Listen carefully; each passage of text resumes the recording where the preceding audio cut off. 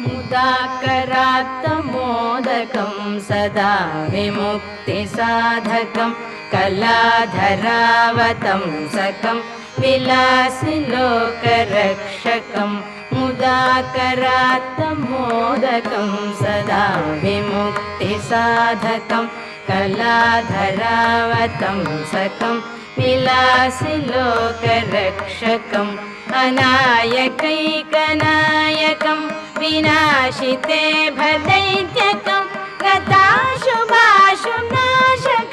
नमामि तं विनायकम् अनायकैकनायकं विनाशिते